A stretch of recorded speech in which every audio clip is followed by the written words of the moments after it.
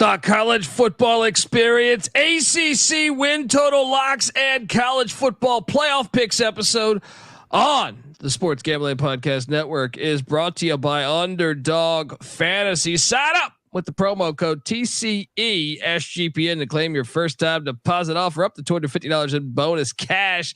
They just announced college football best ball that they have over there at Underdog Fantasy. We just dropped an episode on it. You gotta check it out.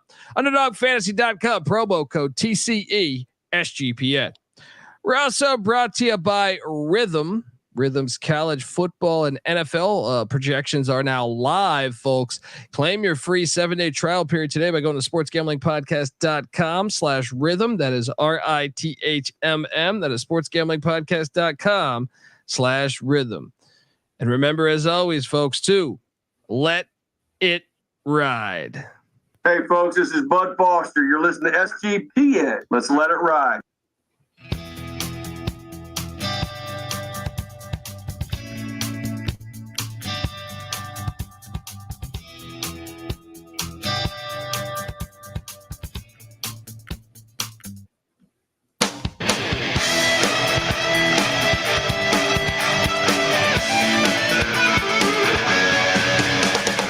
Yes. Woo! Welcome to the college football experience. Locks episode playoff picks for the 12-team playoff for the ACC conference. YouTube.com/the college experience. Hopefully you've been tuning in for all 134 previews we've been doing because we've been kicking ass over there and we're about to kick ass here. And last week we dropped our Big Ten locks episode and our SEC locks episode. And I should note that I did forget Purdue under 4.5 wins. So you should get on over there and take, but this is the next chapter of this. This is the ACC, followed by, after this, we have the Mountain West, and tomorrow night we'll have the Big 12. There will not be a solo locks podcast. This is a creative way to get you sandbagging son of a gun. So listen to all of our episodes. All right. YouTube.com/the college experience. If you're wondering just who the hell you're listening to, that is fair. My name is Colby, swinging database Dan, AKA Pick Dundee. That's not a pick. This is a pick. He was raised in the land down under, where a man thinks on his feet, speaks with his fists, and lives by his wits. When Dundee happened, he was a superstar. I'm probably drinking too much and celebrating too much and not sleeping. Would have killed a normal man, but no, that's gone. The medical advice I got from that was like being hit by lightning. Pretend it never happened and get on with your life. We are talking about the All-Coast Conference here. We got the Bay Area. We got South Florida. We got Saudi Arabia. We got Boston. All right. We got the JFK Bowl going on in this sweet conference. Pittsburgh, Iron City, part of the Rust Belt, down to the Carolinas, the Smoky Carolinas. I am joined by my co-host. What is it funny that I say Smoky Carolinas? Kinda. Why? Hickory. What's Hickory? Well, I mean, Hickory would be like in the foothills going towards the mountains, but no, I'm not. I'm talking about like the barbecue is Hickory. You know what I mean? Oh, Smoky, there's a town. Smoky. There's a town called Hickory, North Carolina, which I thought you meant. No, I thought you were talking about. That just means it's like, smoky altogether. Let's be honest. Yeah. All right. Okay. I am joined by my co-host. Give it up for former JMU Duke defensive back, the burrito eating, sideline kiss stealing, wheeling and dealing. PattyC is the place to be. Hi-oh. Well, let's get it going. Yeah, all boy. Right? I did enjoy the Olympics with the ACC,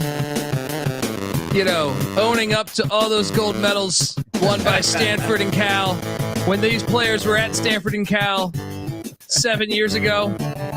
Look, they're grasping at straws. John Elway, ACC legend. Jim Plunkett, ACC legend. Aaron Rodgers, ACC legend. Craig James, ACC douchebag. I'm sorry. Team Mike Leach all day here. We are also joined by third man in the booth, and he's sitting in a basement somewhere in northern Michigan over here. What is it? Wait, no. What's the town? Port Huron? Is that what it was? Right north of Port Huron. Yes, this is Noah B territory, but this town is so small that even though Noah's probably only like 45 miles away, he probably's never heard of this town. I guarantee you, he's ran through all the talent around his age limit. I haven't seen the LeBaron on the roads yet. The LeBaron is there. Trust me. It's cruising. Right? It's cruising through. Once again, youtube.com/the college experience. But give it up for this guy, the rooftop IPA drinking, homebrew making, tobacco road living, the free lot giving, former Herndon Basketball League MVP. Give it up for NC Nick in the place to be. There we go. What's going on, guys? You know what? We're not What were you going to say? I'm sorry, Bosworth cut you off. I don't want to interrupt that beautiful music, but we're not afraid to play a road game. So that's what we're doing right now, or at least me. So let's go, by man. you doing the podcast in Michigan, or is that because the ACC likes to play road games? Both. Yes, but I'm currently in a basement. I got like a hot water heater over here, a washer, a dryer, got ductwork going up the side. It's gonna be interesting. Hostile environment. I just picture the second Home Alone when he's like in New York City or whatever. Joe Pesci and Daniel Stern go through the basement. Just looks like, that's the first thought I had when you're up there. We got a Home Alone 2 reference. two solid. Three's where it went off the rails. Okay. Give us a stadium heads reference of what's the equivalent stadium that Nick would be in right now. Oh man. It's old. It's in the country. I'm in a one stoplight town. UMass.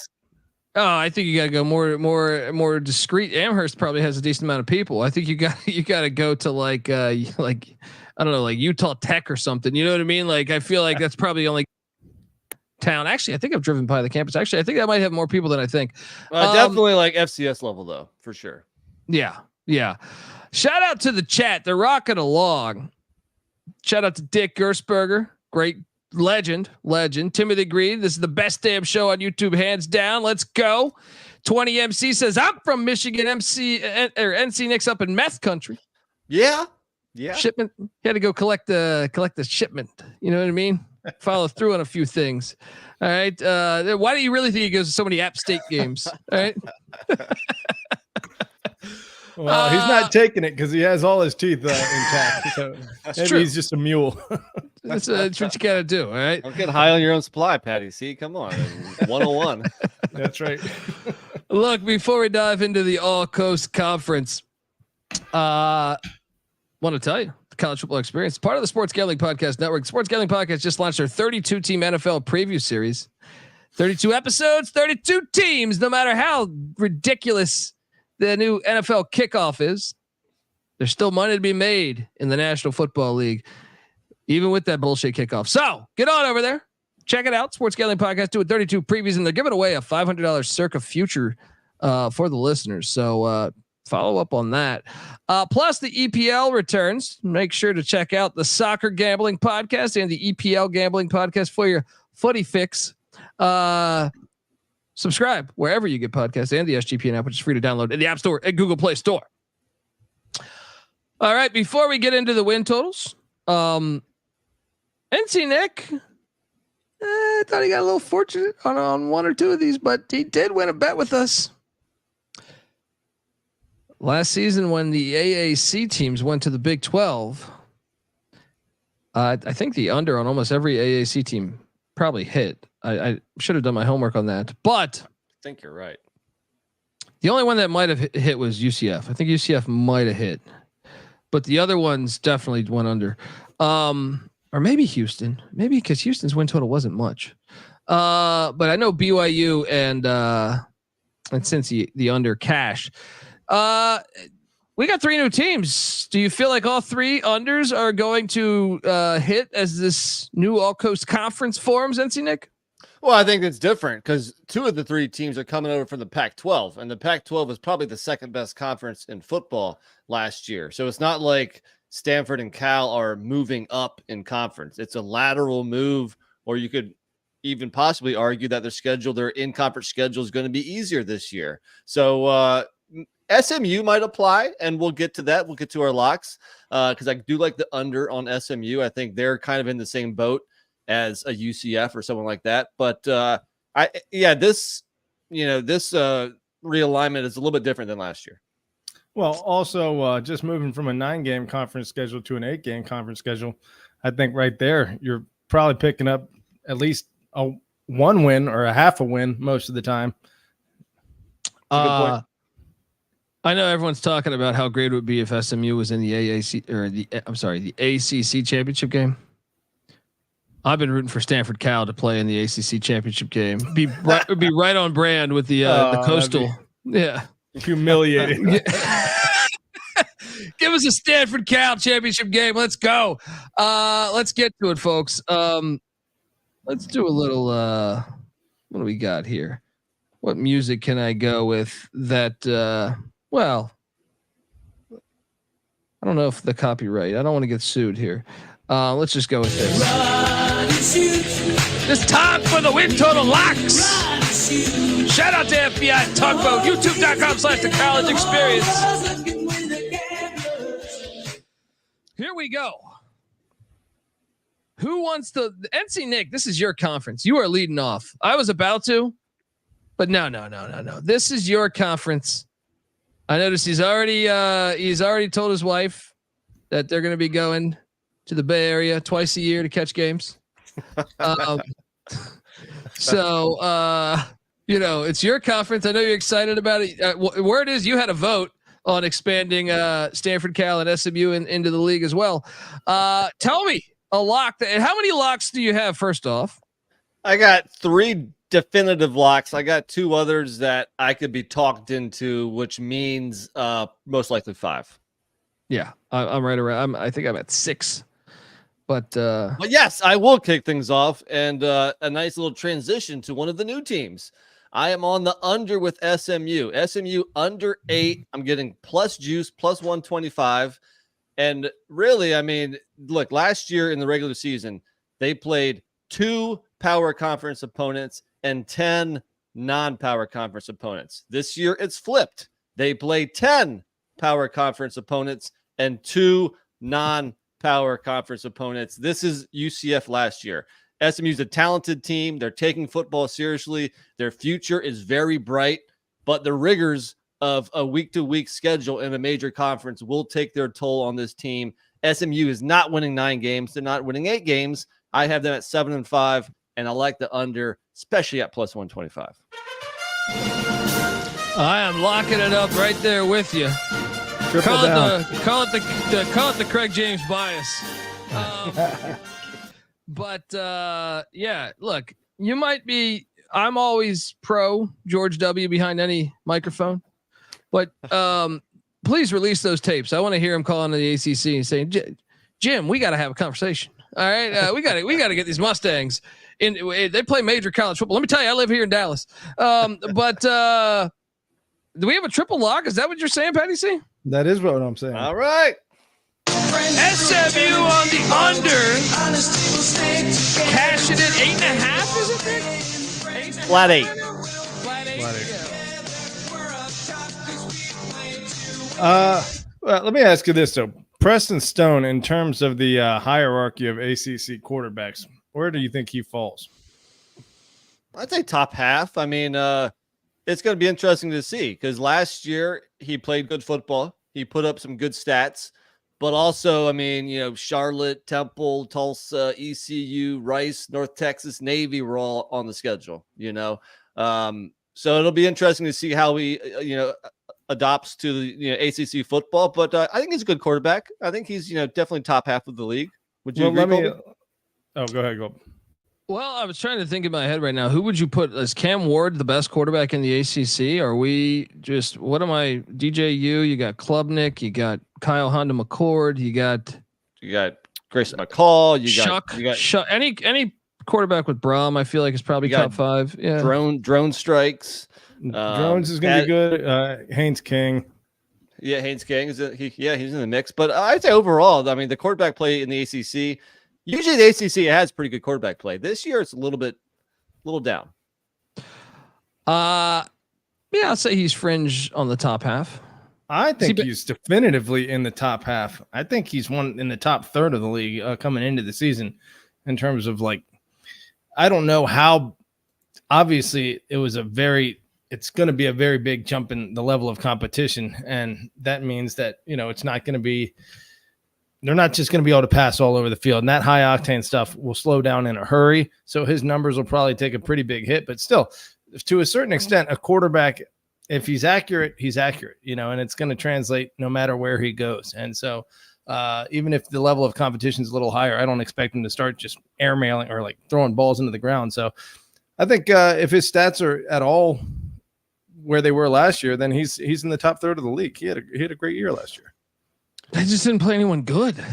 Yeah, so it's kind of hard to tell, I mentioned the power conference opponents teams they played last year. I should also mention that they went 0-2. They lost to Oklahoma. Actually played Oklahoma pretty good, in Norman, which was impressive. They lost to an average TCU squad, and then in the bowl game, they lost to a very average Boston College squad. Bowl games, taken for what you will. I think SMU was trying to win that though, and they still fell short. So I think that matters.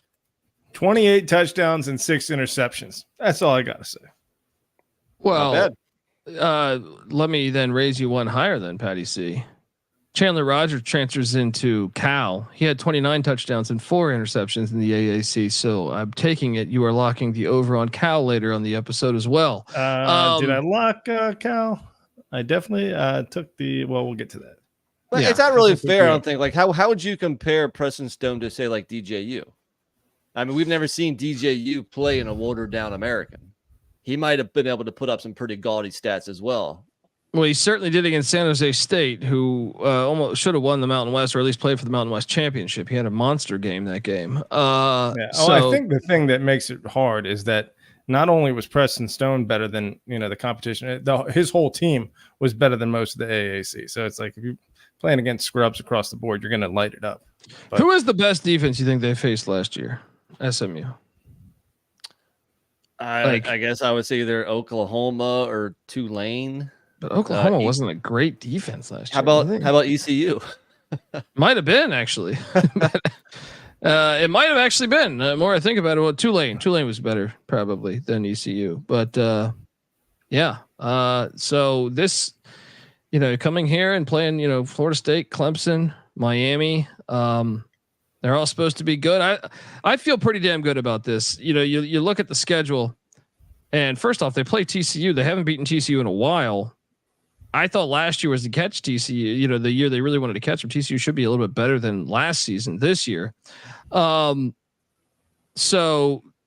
that's. I mean, are you favoring SMU in that game, guys? It's tough. I mean, it's a close. Actually, TCU beat them by double digits last year. But so I mean, they play BYU and TCU, and I say back-to-back games. There's a bye week in between there. But SMU, I guess, wants to get some revenge on the Big 12 for not getting an invitation from them. But both games are at home. I think that's a crucial point. Like, can they win 2 of those? They're going to be favored in both of them. Probably a slight favorite. A 4-0 start would be very, very helpful. But if the number is 8, then they got to get to 9, and they got a Florida State on the schedule. I mean, I guess that's really the only certain loss. I just feel like, BYU even at home, and TCU 50-50 games at best, and then but still, let's talk about odds. Florida State and Louisville. I guess they played in the ACC Championship last year, so we should load those 2. Yeah. But my point is they don't get Miami, they don't get Clemson, they don't get Virginia Tech, they don't get NC State, which is all up at the top of the league when it comes to odds. Even North Carolina, they don't get, who's I think the team that ranks after that. We're just assuming the grind is going to get the better of SMU. I agree. Like, I mean, can you definitively tell me that SMU will win at Stanford? I don't think so. I think that's like a 50-50 game. I mean? Even their home games, Florida State's really tough, but Pitt, BC, and Cal, how many games between those 3 does SMU win? I don't think they're a shoe-in to beat any of those 3 teams. The worst of the bunch is probably BC. I mean, Pitt did not have a good year last year, but they lost to Boston College last year by 9. So, they're not a surefire to beat anybody other than Nevada or Houston Christian. Even going to Charlottesville, Even going to Charlottesville is not a gimme. I agree. There's just too many 50-50 games in there for them to get to 9, especially with Florida State pretty much a guaranteed loss off the top. Yeah, I agree. The under, I think it's one of the better plays you can do. And I wasn't sold that they were the best team in the AAC last year, to tell you the truth. I think they had the best schedule in the AAC. And to their credit, they did have a very impressive AAC championship game win against Tulane. Agreed. With their backup quarterback, actually. The SMU defense surprisingly really stepped up. Yeah. I think Pratt was back for that. I'm not positive, but I think Pratt was back for that. So yeah, anyway, triple lock. Let's go. What's next? All right, PattyC, you've been talking trash before we went live, saying you're gonna let's do some battling. Where are you going? You want to do this dance? Let's fucking do it. We're gonna lock battle with Nick here, I believe. UNC, I got him going over. I got him going under. Lock battle. Love it. You know, I had just took this one off my list. So this is an NC Nick PattyC, head-to-head battle here. But, fuck it. Let's go. You joining the dance? Oh, we got a problem. Now we got a problem. PattyC, you're on the over, correct? That's correct. All right. Well, if I can remember where the hell the lock music is, or I'm sorry, the battle music is. Here we go. We got a battle in Chapel Hill. NC Nick taking the under on the Tar Heels. Myself, PattyC, on the over. I think there's something special about Mac Brown on his I think it's gonna be his final hurrah. And let me tell you, when you look at that North Carolina schedule, it's got a lot of fluff. Sweet. All right. It has got a lot of fluff. I mean, I have them losing the opener and I still have them cashing this thing. Charlotte week 2 at home, North Carolina Central week 3 at home, JMU with a new coach in September. Gotta love that. The very next week, Manny Diaz. Now there is a little, Mac Brown did fire Manny Diaz, but still new coach. Week 5 there. Then you get Narduzzi, who they've had his number actually lately. Then they're home to Georgia Tech, which they'll lose because Georgia Tech beats them every fucking time. But then after that, they get Virginia. They're at Florida State. Now, Mac gets a chance. He's never won at his alma mater. He went to Florida State. That would be something to I feel like for this to be his final season where he finally gets that dub, and then he's home to Wake Forest. Let's assume fate doesn't intervene on his behalf and something magical doesn't happen. We're projecting this thing. I think the loss, but you're right. They might be circling that game a little more than usually they usually would. Just it's a great spot because you have a bye week in Virginia right there, and then even though they lose to Virginia every time. Exactly. No, they win in Charlottesville though. They lose in Chapel Hill. I don't know about that either. Really? I feel like they had a hard time for a long time in Charlottesville. Lately, they've done a little better.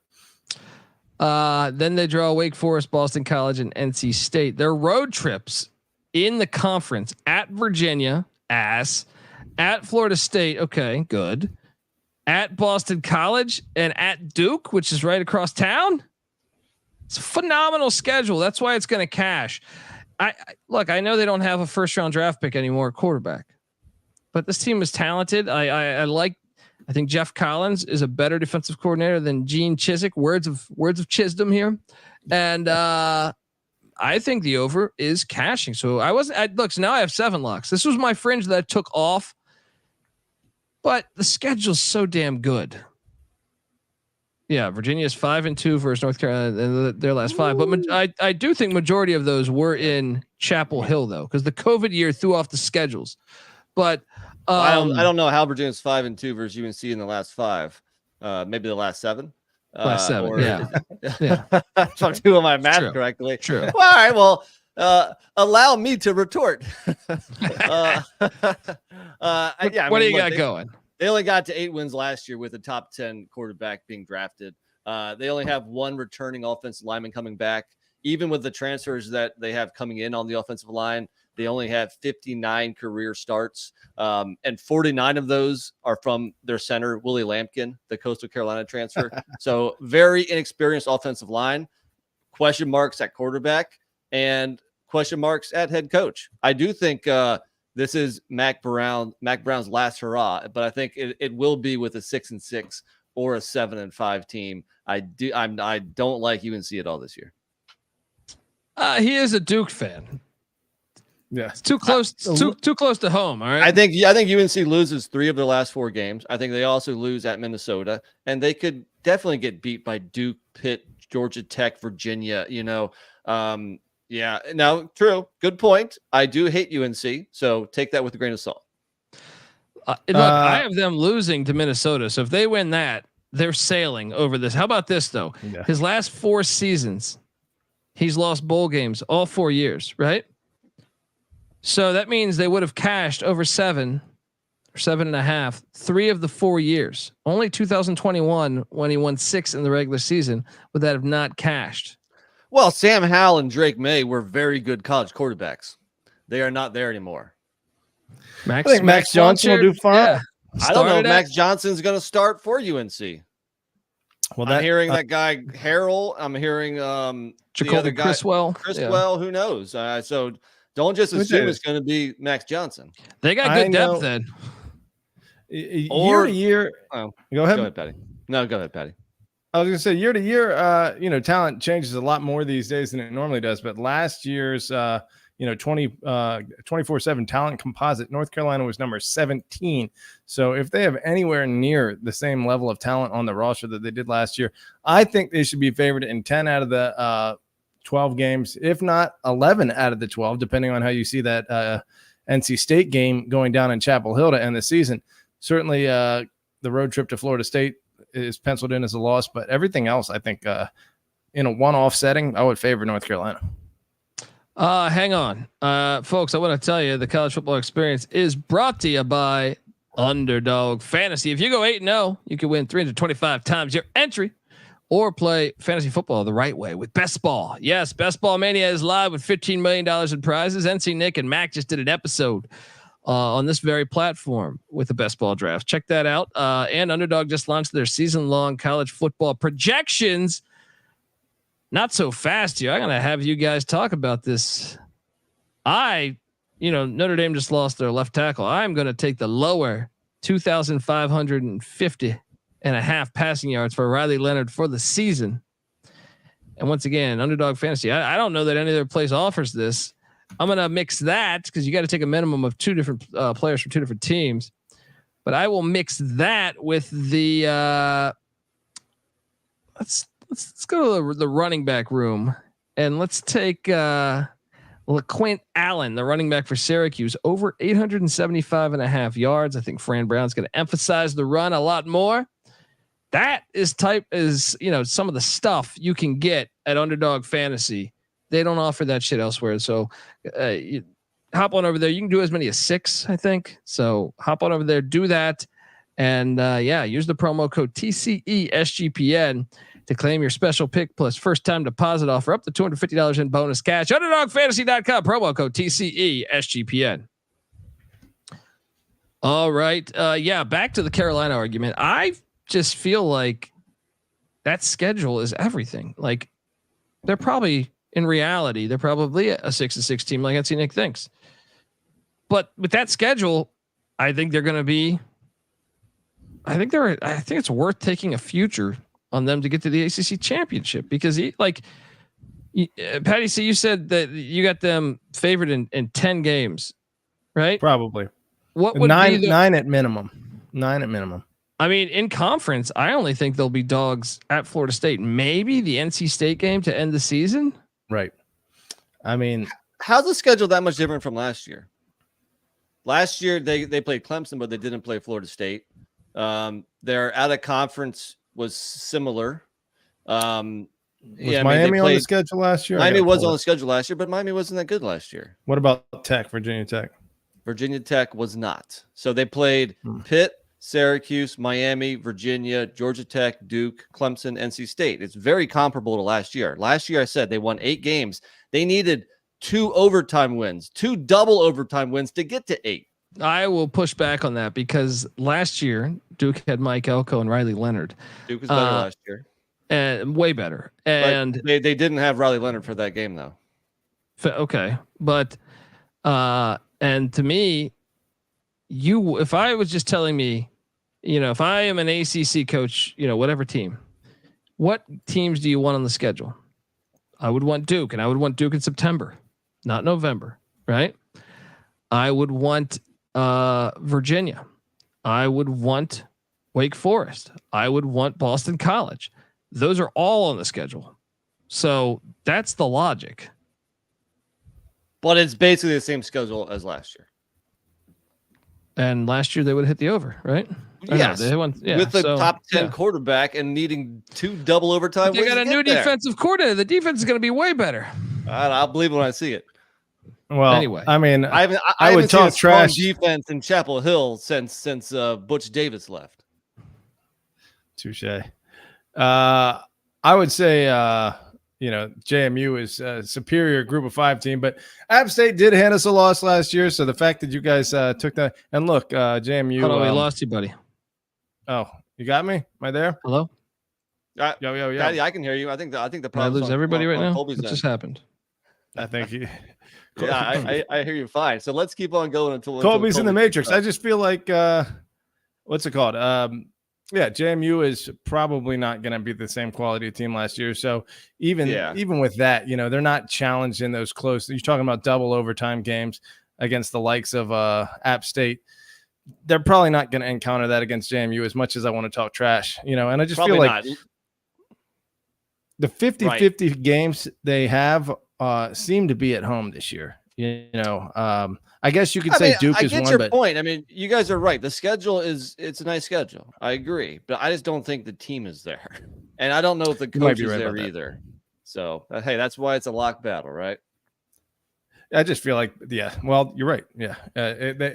Vegas is probably smarter than both of us, but we won't, obviously only one of us is going to be right on this. So they can't hit 7.5. So you're right. There will not be a push on this one. That's right. All right. I think we've wrapped up them. We got Noah B in the house. I see you're stepping in for Colby, Noah. For those listening on the audio side, Colby is dipped out, connection issues on Underdog Fantasy, which he was just talking about a couple minutes ago. Omari and Hampton, 1,000.5 rushing yards. What are your thoughts, higher or lower? I mean, last year I think he had like 1,500 rushing yards or something. Let me see if I can pull that up real quickly. So on the surface, I think, he ran for 1,504 and 15 touchdowns. It sure sounds like a smash you over spot. I do have major concerns about that offensive line, though. Again, just one of 5 returning. I still think he can get to 1,000, though, especially with inexperience at quarterback. They're going to want to pound the rock. So I do like that over still. I mean, that might help, but you could also argue that Drake May might have opened up the rushing lanes for him a little bit. But I'll agree with you. I think they're probably going to commit to the run a little more this year, which is probably good for Hampton. Yep. I'm back. You guys hear me? Yep, we got you. We kind of just wrapped up UNC. Lock battle, our first lock battle as far as the win totals. So that's always fun. And I don't know if that was an earthquake or what that happened, but we had one this morning. So maybe that had something to do with it, folks. Look, before we get to the next, and I'm sorry this episode's been a little rough on that, but before we get to the next segment, I want to tell you that the College Football Experience ACC Win Totals episode is brought to you by Rhythm. Football season's here, and college football and NFL models are now live on Rhythm. Create your own winning betting model, or let Rhythm do the heavy lifting for you. You can decide what matters most to you, and then Rhythm will build a custom model around that. Or you can sit your ass down, crack a cold one, and let Rhythm do all of the work. Let the predictive model do the heavy lifting. All right, Rhythm uses AI projections from MIT data scientists and quants. Rhythm already has you covered for NFL Week 1 and College Football Week 0. I like Georgia Tech plus 13 against those Seminoles there in Dublin. Claim your free 7-day trial period today by going to sportsgamblingpodcast.com/rhythm. That's RITHMM. That's sportsgamblingpodcast.com/rhythm. We're also brought to you by Circus Survivor and Circa Millions. Yes, Circus Sports is back with Circus Survivor and Circa Millions, giving away $16 million in guaranteed prizes. If you haven't been to Circa in Vegas yet, what's going on? All right. It's like sports heaven. All right. If you don't have a trip booked for Las Vegas before football season, the Ultimate Contest Weekend is a great time to go out and hang. You can kick it with Stacking the Money Green and Real Money Kramer from the Sports Gambling Podcast, as well as my pal CJ Sullivan, the bet detective from the Bottom Line Bombs Podcast. And you can enjoy some of the open bar events at the greatest sports book in the world, August 22nd to August 24th. Also, use the promo code SGP15 to save you 15% off your hotel room that weekend. Sign up in person at Circus Sports between now and September 7th and use a proxy to play from anywhere. We even have a deal with a proxy. Go to proxy.footballcontest.com to save you $50 with the promo code SGP. All right, we are back talking ACC football win totals locks. We just did a battle. It's now my turn, and I'm taking you to one that I cashed last season. Louisville has an amazing schedule. This is a much harder schedule this year, but it's the non-con that makes it that much harder. In conference, it's a little bit more challenging, but guess what? This roster is better than a year ago. It's the second year of Jeff Brom. They're going to know what they want from him offensively, defensively. And let me tell you, Louisville is cashing that over, but even better than the over is to take them to either appear in the ACC Championship or to win the ACC Championship. Obviously, the tiebreaker scenario is going to be crazy in a 17-team conference, but give me Louisville over. The only thing that burns me on this one, the only way I'm not confident about this would be if Tyler Shuck gets injured, which he does a lot. But I'll tell you this: if Brom, not if, when. Okay, but Brom's got a history of this. Purdue's had multiple years where their starting quarterback got injured, the backup came in, and they still had a good season. So I think just in general, I want action on Louisville with Jeff Brom. I just think he's the best coach in the whole entire conference personally. I know Dabo's got national championships, but Dabo, he's kind of a CEO, you know what I mean? Whereas Jeff Brom's actually drawing up the plays. So I want the action on Louisville on the over here. You look at the schedule. I mean, I think before you go any further here, lock battle. Boom. Ooh. Let's go. PattyC, he ate shit last year on this pick too. All right. You know, I'll tell you this. You're right about one thing is I respect the dude as a coach. They were a darn good team last year. There's no doubt about it. So this is just me expecting there to be regression. But if year over year they're the same team or even close to the same team, yeah, you might be right. I just think they're not going to be the same team they were last year. You think they're going to be better? You might be right, but as you mentioned before, schedule's a lot harder. I don't think. I think I have them personally. I have them favored in every game but two. So that doesn't leave a huge margin of error. 8.5 is the number. Yeah, I'm gonna let you guys battle this one out. I'm gonna sit on the sidelines. I do think they're either an 8 or a 9 win team, but I actually lean to 8 and the under. I mean, 4 out of their last 5 games are all on the road, all in, I would say, tricky spots for different reasons. Louisville has not played Boston College well of late. It's a game Friday night at BC, could be tough. I don't see them losing, or I don't see them winning at Clemson. A trip all the way to the West Coast Clemson at Stanford could be tricky, and Kentucky's beat their ass recently too to end the year. So I think there's too many. I mean, then they play at Notre Dame earlier in the year, and they'll definitely be wanting revenge after Louisville put it to them last year. So I think it's a little too tricky. Virginia at home last year, and now they got to go to UVA and throw Miami at home on the schedule. SMU at home on the schedule. Throw Jacksonville State on the schedule. I think Jacksonville State could beat them in week 2. You guys got to go 1-11. We'll see about this. 8 or 9, I think. So this is just between you guys. And by the way, if anybody was going to have internet connections, I would have bet on myself in this bunker, an hour and a half north of Detroit. I thought it would be me, but no. So I lean under. This is the best offensive line Louisville's had in probably 15 years. The quarterback play, Shuck is way better than Jack Plummer. Now there is the injury status there, but to me, I like the fact he's got this good of an offensive line. The receivers, to me, I think the receivers are better. The defense was strong a year ago, if Ron English can still do that, I don't see. When I see the game at Clemson, I think that's a winnable game. Clemson's not what Clemson used to be. So when I look at it, I'm like, yeah, I lean Clemson, but not by much. I think that's like a 60-40 type game. And Jeff Brom's proven in big games that he can show up and take down teams that are top 10 teams. He's done that. He's got a knack for doing that. The Notre Dame game, Notre Dame just lost their left tackle for the season. They had two tackles drafted in the top 2 rounds. I am a skeptic now on Notre Dame in big games. They did whoop Notre Dame's ass last year. Yeah, and then the Kentucky game. If you watched that last season, Kentucky did get the win, but that was one that Jack Plummer gave away that game. Louisville was up the entire game there, so I think Louisville will win in Lexington. I have them favored in Lexington. And I think, the 2 ones are dogs are Notre Dame and Clemson, but I think they could even get one of those, or if not 2 of those. So I think you need to get one of those if you're going to hit the over. I think they can only lose 3. Yeah, I think there's 1 or 2 more losses somewhere. Dude, in there. These teams suck. Georgia Tech is winning 4 games. All right, we just locked up the under on SMU. Virginia is horrible. Boston College is horrible. Stanford won 3 fucking games last year, was it right?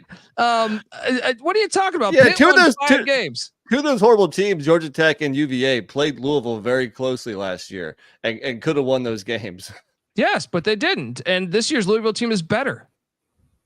So says Colby. I think they lost a lot. They got a lot of that offense was drafted. Dude, I do think the O-line can be better. Tell me, so says Colby. Solid. You know that year 2, a coach with a brand new team, regardless of it being Jeff Brom or not, is going to be way better in year 2 than year 1. 98% of the time. Well, you guys duke it out because, like I said, I don't have a dog in the fight here. I leaned under, but I'm staying away. So, PattyC, what do you think? Well, I've already stated my case. We shall find out at the end of the year. I just think that a much harder schedule. I think Tyler Shuck. I mean, you tell me his stats over the past 3 seasons: 6 touchdowns, 3 interceptions. This is not a game. This is the season. 7 touchdowns, 4 interceptions, 7 touchdowns, 4 interceptions. If you're expecting that guy to lead you to a 10-win or 9-win season, I think you gotta reevaluate. But Jack Plummer did suck too, though. So yeah, that's what I'm saying. I do think it's a little bit of an upgrade if he can stay healthy. Yeah. They have the best coaching staff in the ACC. That is why you take them. They have the best coaching staff. And they have a favorable schedule. If he does it again this year, I agree. Yeah, good. Well, wait, you think it's a very favorable schedule? No, I meant to say hell of a coach. So I mean, that's hell of a coach.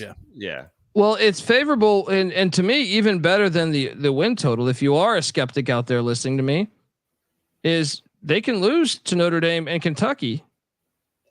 If they lose to Clemson, that's only 1 loss within the ACC. They're going to the ACC Championship. With 1 loss, you're getting in the ACC Championship. With 2, it becomes maybe because of the tiebreaker scenarios. But that's why I love the shot of, if you just want to say to make the title game, like last season that I hit on exactly at this. And by the way, I should note that PattyC faded me last year and thought I was crazy.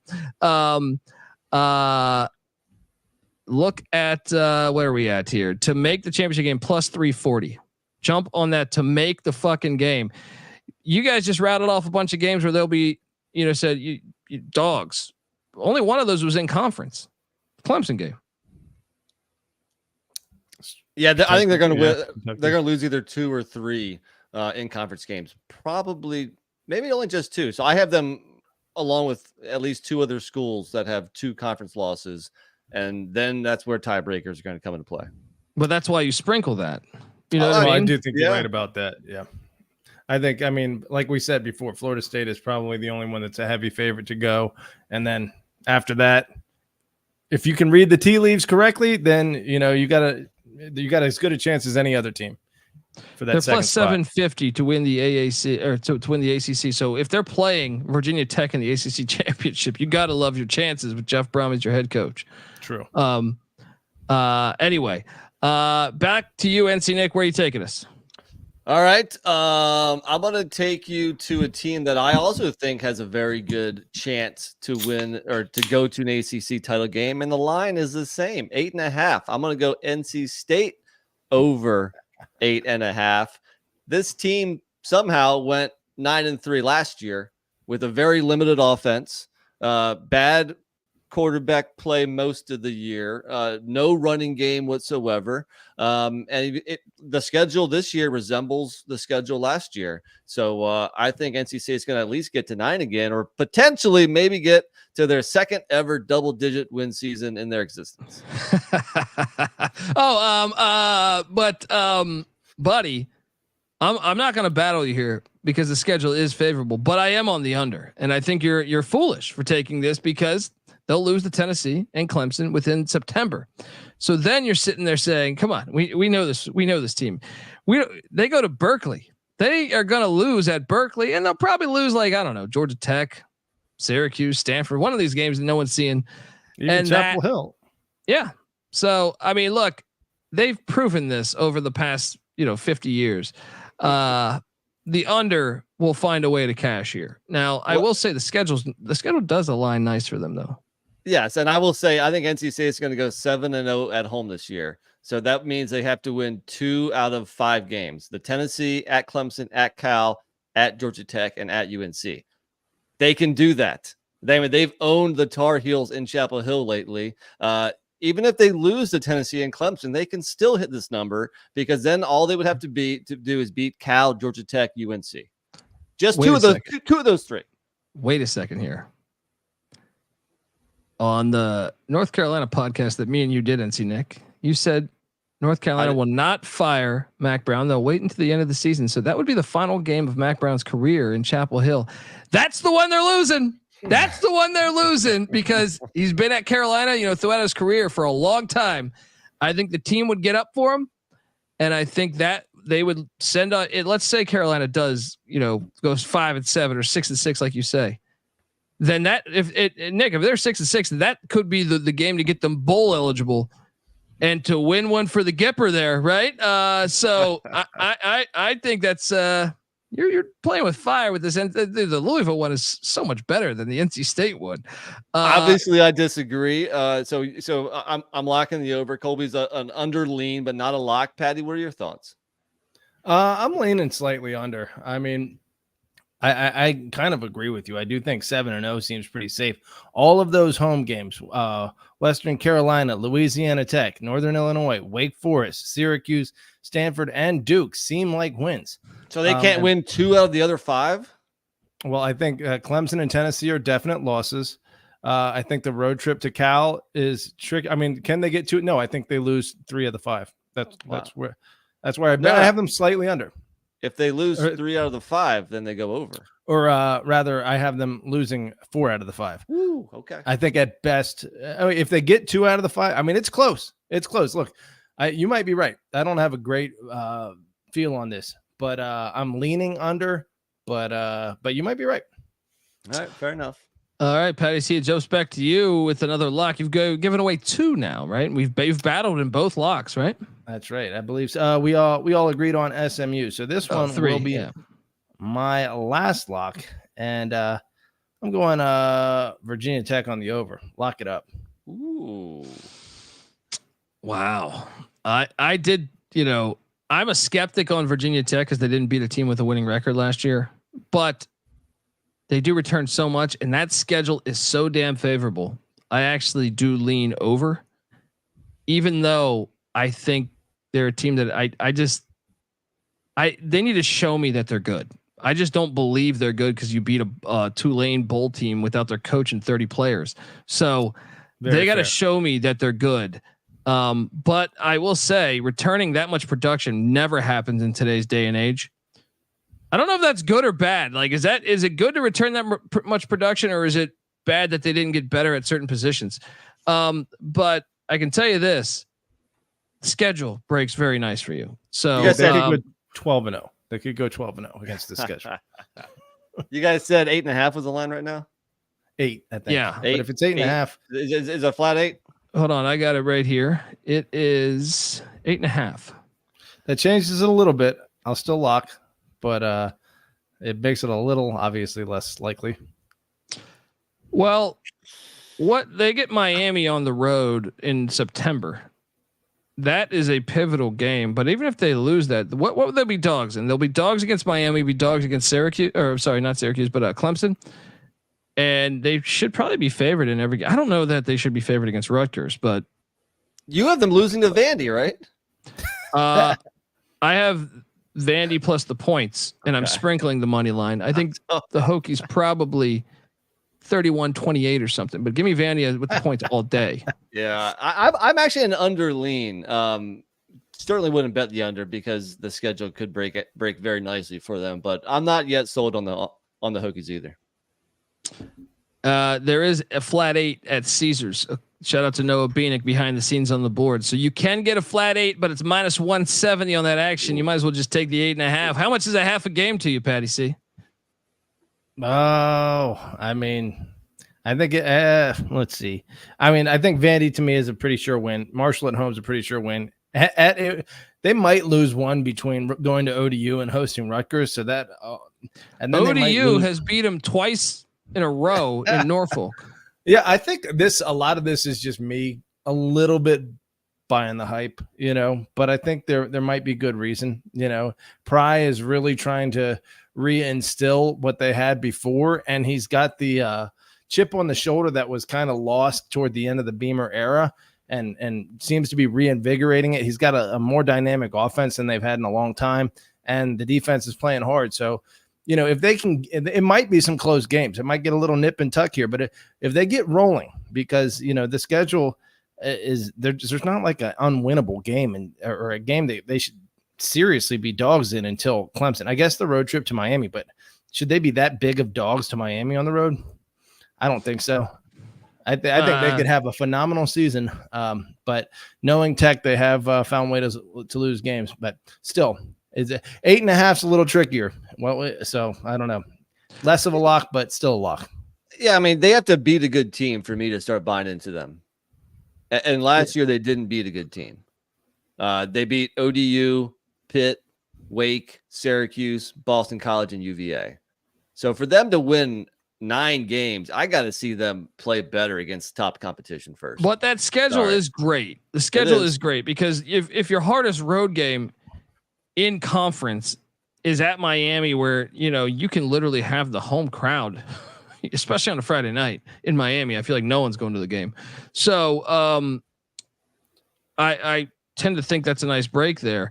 You don't play Florida State. You don't get NC State. You don't get Louisville. All the teams that we just talked about, they don't get. I mean, they get Clemson at home in November. But even if they lost to Miami and Clemson, that would then set them up, like you said, Nick, with Louisville. Like 2 losses can get you into the ACC championship game. But let them just win one of those, Miami or Clemson. But I still think they'll trip. I took the over. I think they'll trip up against somebody. They need to prove it to me. I'm with Nick. Like I lean over, but I would not bet this at all. Like, I just don't. They need to prove to me. They've never there was never one point last year where I was like 100% sold that this is a good football team. So they gotta prove that to me. They played really well in the games that they should have won. I mean, they slapped Pitt by 17, Wake by 17, Syracuse by 28, Boston College by 26, Virginia by like 38, and Tulane by 21. But then they got housed against the good teams. Florida State beat them by 22, Louisville by 31, and NC State, even though they only won by 7, was destroying them. So which team shows up week to week, that's really hard to predict with Tech. Assuming they take a step forward, I'm buying the media hype a little bit. Shoot me. All right. Well, look, like I said, I'll give you. I'm going over just because I think the schedule is genius, but I don't feel good about that. I would not bet that, but I do have a lock for you. Let's have some fun. Okay. I got burned. I finally bought the hype last year. I think NC Nick bought the hype with me. If you go back and listen to our preview, I'm not falling for that shit again. Mario Cristobal is a bottom 5 coach in this conference. I am locking up the under on Miami, and when they lose to Florida week 1, we're going to feel pretty damn good about them the rest of the season.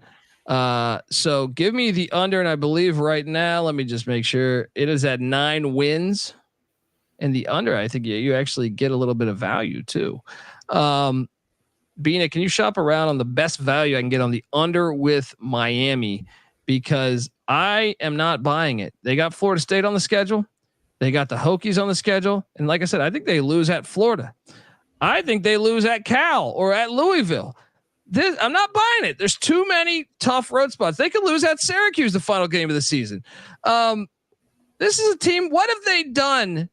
I understand they brought in Cam Ward, but they bring in big time free agents every year, essentially via the transfer portal. Why should they get this 9 wins? Why? Especially under Mario Cristobal. This is a team that lost to Middle Tennessee at home 2 years ago. They couldn't down the ball against Georgia Tech last year. What gives you any bit of confidence? I think they could lose to South Florida week 4, right? If they what makes you just think that Miami should be on this plateau with 9 wins?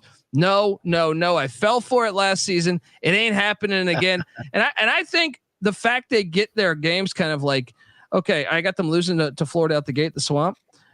Then I think the fact you get Virginia Tech and Cal back-to-back weeks, the fact you got to go to Cal, but those are 2 teams that I think are bowl teams. There's probably a loss in there. Yeah. And then at Louisville and home to Florida State, Louisville gets them right before rivalry game. I just am not buying it. I think they'll lose at Georgia Tech. I'm not buying it. I'm not buying this team. Their wins are what? What's the for sure wins here? Florida A&M, Ball State, Duke. I'm not even going to say Wake because I think Dave Clawson could fuck with Mario Cristobal with that big of an advantage. So, and even the Duke game is Manny Diaz against the team that fired him. So I don't know. I just think you've convinced me. I was leaning just slightly over, but I think you're right. I've been on the under we're talking about.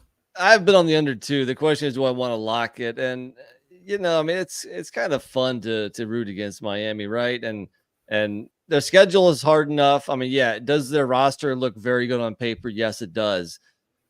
This is the ultimate team sport. That doesn't always matter. I'm with you, Colby. I'll lock it up too. Miami. There we go. See it. All it took was a little little bit there. They bring the in cold, but they're counting down 7-6-5. Welcome to the party, pal. Triple lock Hurricanes. No. I'm locking it. I'm not locking it. I'm not locking it. Wow. He still buys into this. I know, apologies, but look, just a minute ago I had him hitting over. Since 1992. Gino Toretto's now walking to that door. Let me ask you this. De'Aaron King did have some good seasons. 28 Houston, 2,900 passing yards, or 2018, 2,900 passing yards, 36 touchdowns, 6 interceptions. 2020, 23 touchdowns, 5 interceptions, but 2,600 passing yards. So he never broke 3,000 passing yards. Meanwhile, Cam Ward, 3,200 and 3,700 on consecutive years, a total of 48 touchdowns, 16 interceptions. So similar touchdown to interception ratio, but throwing for a lot more yards. I think that means he's probably statistically the best quarterback that they've brought in ever. Would you say on paper or on film, he's the best quarterback that they brought in? Him or De'Aaron King, I would say. I mean, they had Tyler Van Dyke, who everyone thought was fucking amazing. Brad Kaya, everyone thought was great. I mean, how many? Kaya did win 10 games, right? Yeah. Yeah, but neither of those dudes popped on film. I just, Cam Ward does, and let me. Cam Ward's rushing obviously is a factor too. Although, look, only 144 rushing yards last year, so maybe not that much of one. But either way, we're not even mentioning Damian Martinez, who also very much pops on film. Again, like Nick said, though, chemistry, you never know. And that Miami seems to be the last team in the ACC or in the country that can develop chemistry for whatever reason, or for obvious reasons. They have a fucking idiotic culture there. But but don't you think they could lose at South Florida? Like, I think they could lose a bunch of these games. Like, I got them losing to Florida in the opener.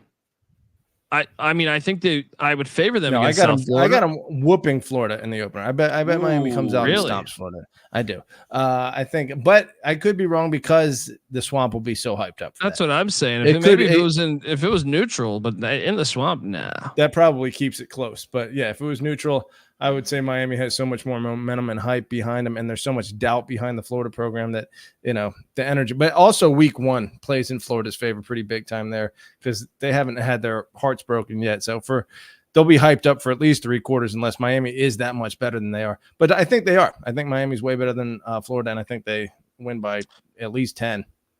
Wow. Florida's favored or Miami's favored? Miami minus 2.5, I believe. Yeah. I still think like South Florida is a game that could be tricky, even though I would favor Miami. Virginia Tech is a game if the hype hits on your Hokies, PattyC. Oh, that'll be a crazy environment if they're both undefeated for that one.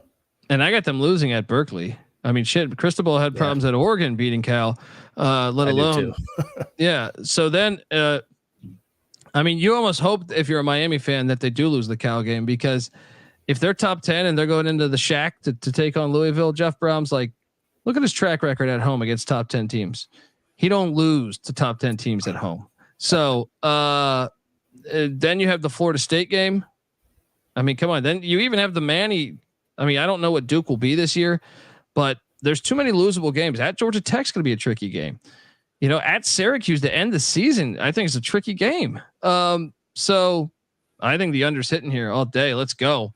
NC Nick, it jumps back to you. How many more do you have? How many more do we have? I'm actually done with locks. I want to throw out one, which I kind of like. And if you guys aren't on board with it, then we could quickly move along from it since this is starting to reach an hour. I kind of like Stanford over 3.5. I think they're going to be better in year 2 with Taylor. I'm with you. But the juice is minus 160. Yeah. I'm not gonna actually bet that. So I like it, but I'm not gonna lock it up. Any thoughts on there, one way or the other? I have this as one of my ones to the over. I think the Bay Area is being misrepresented with the talent on both rosters. I think it's a far trip. As much as it's going to be interesting to watch them travel to the East, I still think them traveling to the West, for their home games could be tricky. So I'm on the over. It's one of mine that I have written down. The value is so shitty. If you can find another book with it being 4.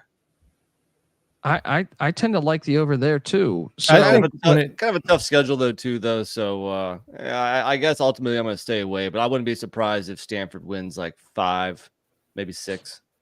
Well, yeah, I think the super long coast to coast travel, which again we've never seen week in week out, teams having either to go to them or them to go there. I think that gravitates you towards 6 and 6, because you either have such a huge home advantage or such a road disadvantage, and so overall that's going to kind of even you out a little bit. So if you're a team like Stanford that's at 3 and 5, I think that pushes you upward. If you're a team that's like expecting 9 or 10 wins, I think that pushes you down. Fair enough. Doesn't sound like anybody's going to actually bet that, so let's just move on to the next one. Well, no, I'll stay in the Bay Area. Okay. This Cal team is the best Cal team on paper that I have seen probably in 15 years, I feel like, since Tedford. Now, the travel is interesting because they have like at Auburn and at Florida State and stuff. I just think they're a bowl team no matter what. And I also think their home advantage, like when you tell me Miami's at Cal and NC State's at Cal, I tend to think Cal's going to win those games. Now Syracuse and or I guess just Syracuse is who else has a really long road trip? Miami, like you said. Yeah, I mean, between those 3, Miami, NC State, and Stanford, those are winnable games for Cal, and I think that might push them over the edge. Maybe they get 2 of those 3. I just feel like it is like they drew a tougher schedule within the ACC. But if you're asking me, can I find 7 wins here? UC Davis, San Diego State. I love the fact they're getting San Diego State early. Because Sean Lewis, I think by the end of the year, will have them rolling. They also get Oregon State with a brand new head coach. Now that's in October, late October, but I still just think they're way ahead of them with that many moving pieces. So right there, that is, 3 wins to me. They're hosting Stanford. So I'd have a lean to Cal there. That's 4 wins. And then, like I said, with Miami and NC State and Syracuse coming there, I favor Cal to at least win 2 of those 3. Right. And then you're just saying, whoa, can they steal one on the road? Okay. Road schedule at Auburn, at Florida State, at Wake Forest, at Pitt, at SMU. I think they can steal 1 or 2 on the road. So I think the over is going to hit, and it wouldn't even shock me if they okay, at Florida State's a flat out loss. Auburn's house money. Would you guys be surprised if they were in the mix with 2 losses for the ACC championship? I don't think you should be. I think, I mean, especially one spot, if not 2 spots, is going to be pretty wide open in the ACC. I think they could potentially be in the mix. I also like the over here.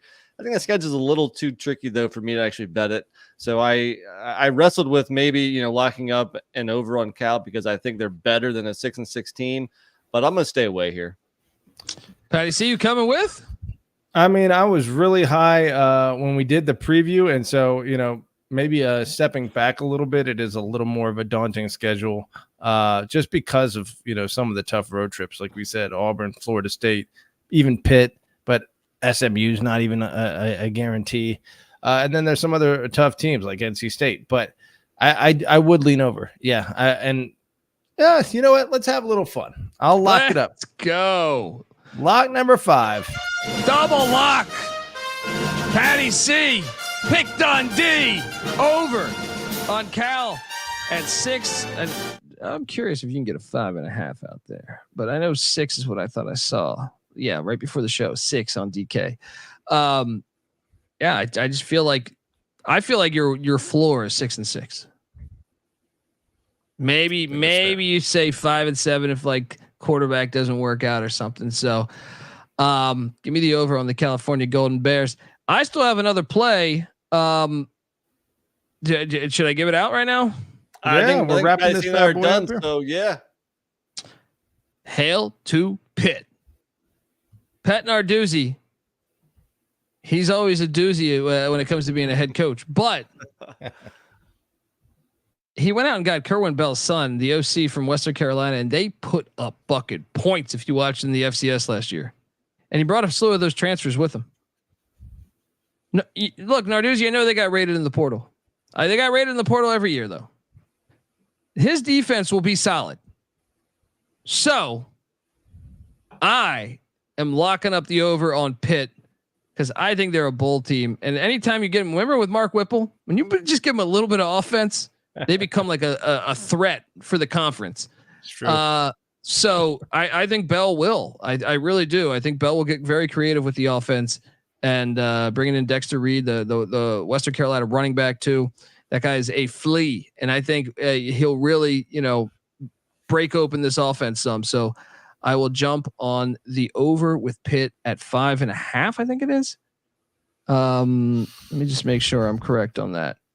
Yeah, 5.5. It's actually, you can get plus 110 on the over. So, and by the way, we didn't talk about that. Louisville plus 125 on the over. Giving you value. Giving you some value. I think Pitt's one of those complete mystery teams.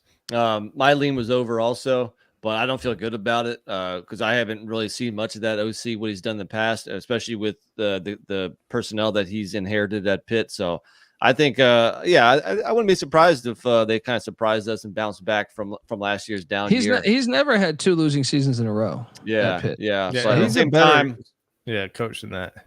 I guess. I don't know. We'll see, but they're a mystery team, which I'm staying far from. Yeah, I think Vegas has it just about right at 5.5. So I'm not touching it either. All right. Well, now we get to our ACC Championship projections. NC Nick, who do you got playing for the championship game? Well, they're the only 1-loss conference team is going to be Clemson. I think Clemson. I think Dabo gets his boys finally going this year. They're going to be in the championship game, and they're going to play one of the 3 teams I have with 2 losses. Those 3 teams are Florida State, Louisville, and NC State, and neither of them play each other. I don't know how that's going to shake out. But I think they're going to go rankings. I think they're going rankings. Someone told me that. I haven't confirmed. Yeah. But I thought they're saying like if you're, the highest ranked team. But how do you do that if you're not in the top 25? What if they have 3 losses? I don't know. But I don't know. But I'm gonna have some fun here. And they've never made an ACC championship game. I'm gonna go NC State. NC State, Clemson, ACC championship. PattyC, who do you got in the ACC Championship? No grain of salt needed to be taken with that one. I'll take UVA in the ACC Championship. No, I got look, TMZ Pat in the house. I know I just leaned under with Miami, but again, it's Florida State. I do think Nick's got a point. I think Clemson is probably only going to lose 2 in conference. So does that put them, in the ACC Championship? Maybe. I think that second spot is very contested, but I'm going to go Florida State, Miami, because if Miami can take a step forward, I think they are the second best team in the conference. So I'm just going to go with who is the best team, and I think Miami's schedule is a little bit forgiving. So give me Florida State, Miami. So the schedule's rankings based. They owe Florida State a solid. Yeah. And that's the stupid part about all this. If they do that on rankings, then it will be a rematch. Give me Florida State, Louisville in the ACC Championship again. But I do think Florida State will have the same record as Virginia Tech in conference and the same record as North Carolina in the conference. Well, actually, I wonder if they'll look at head-to-head at all, because North Carolina does play Florida State, but it's in Tallahassee. I'll say Florida State gets in, and give me Florida State, Louisville again, back-to-back ACC championships. That never happens. All right, folks. And look, if you think this show is done, well, for this feed, it is. But we got the Mountain West season preview coming up next. Locks, championship game projections. So take 5, take 10 if you're on YouTube. If you're on the audio side of this, make sure you go out and hunt this podcast down, the Mountain West championship previews, and locks episode. So do all that. Make sure you give PattyC a follow on Twitter at PattyC831. NC Nick's on Twitter at NC__NICK. I'm on Twitter at the Colby D. The College Football Experience is on Twitter at TCE on SGPN. Once again, apologize for all the technical difficulty. But we shall have that corrected, hopefully, for the Mountain West preview. Yes, check out the Stadium Heads podcast. Myself, Michael Barker, talking the history of college football stadiums and why college football is the greatest thing ever. Go check that out. We talk about you're going to want to check it out. I'll just put it like that. The College Basketball Experience, Moneyline Mac, doing big time interviews, coaches on left and right. Check out the College Basketball Experience. We talk college hoops year round. This is ACC country. What are we talking about? College basketball. Can't tell the story of college basketball without ACC Tobacco Road. All right. So, check out the College Basketball Experience. When the season goes live, we're live every single night of the season. Also check out the College Baseball Experience. Noah Beanick, always serving high heat over there. We come together as one on YouTube, youtube.com/the College Experience. Subscribe, tell a friend. Till next time, folks, this is the College Football Experience, all coast style. You better start thinking about yours. And we out of here. Run and shoot. We can really run and shoot. And the whole team's looking and the whole world's looking with the cameras. Run and shoot.